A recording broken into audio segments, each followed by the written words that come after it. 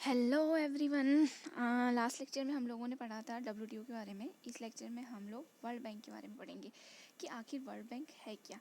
तो world bank एक ऐसा फाइनेंशियल इंस्टीट्यूशन है जो लोन या ग्रांट प्रोवाइड करता है किसी भी लो या मिडिल इनकम कंट्रीज़ को। ये बात ध्यान में रखना कि यहाँ पे हायर इनकम कंट्रीज़ को कोई लोन या ग्रांट प्रोवाइड नहीं किया जाता। ये स्पेशली बना है लो और मिडिल इनकम कंट्रीज़ के लिए।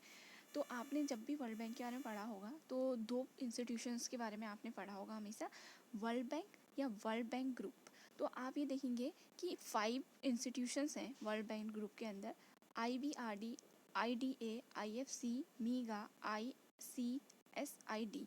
तो जो फर्स्ट IBRD और IDA हैं इनको हम लोग बोलते हैं वर्ल्ड बैंक, और बाकी ये जो पांचों का ग्रुप बना के वर्ल्ड बैंक ग्रुप बनता है। तो आप हमेशा ये ध्यान रखना कि अगर आपसे पूछा जाए कि वर्ल्ड बैंक है क्या, तो IBRD प्लस IDA। और अगर आपसे पूछा जाए कि वर्ल्ड बैंक ग्रुप क्या है, तो आप इन पांचों इंस्टीट्यूशंस का नाम लेंगे।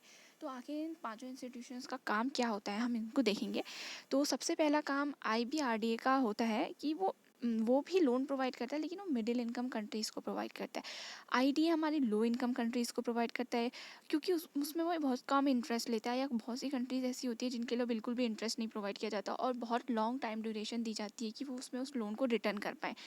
IFC एक प्राइवेट आर्म होती है जो प्राइवेट कंपनीज़ को लोन प्रोवाइड करती है। तो अगर आपसे पूछा जाता है कि कौन सी ऐसी इंस्टीट्यूशंस है वर्ल्ड बैंक ग्रुप के अंदर जो प्राइवेट आर्म के लिए बनी है, तो IFC उसका आंसर होगा। इसी तरीके से मीगा एक गारंटी को प्रोवाइड करती है, और लास्ट नेम आपको मतलब नेम से ही पता चल रहा होगा, the international centre for settlement of investment dispute.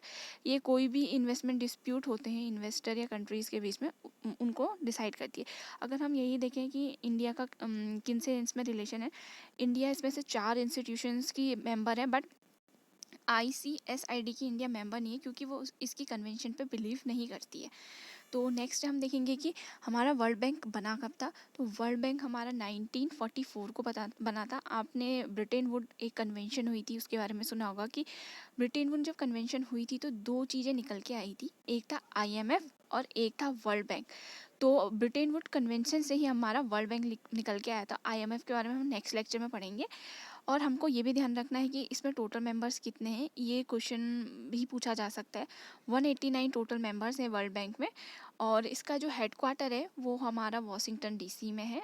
Last lecture में मैंने आप लोगों को WTO के भी हेडक्वार्टर्स के बारे में बताया था। आप उसको कमेंट सेक्शन में बताइए कि आखिर वो WTO का हेडक्वार्टर था कहाँ।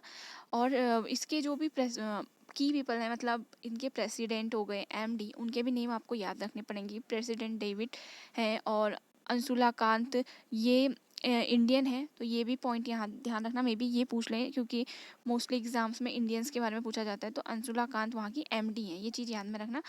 और उसके बाद ये बात मैं आपको बता चुकी हूँ कि वर्ल्ड बैंक 1944 में ब्रिटेन वुड कॉन्फ्रेंस के थ्रू बना था, और सबसे फर्स्ट कंट्री जो थी वर्ल्ड बैंक से लोन रिसीव करने वाली वो फ्रांस थी।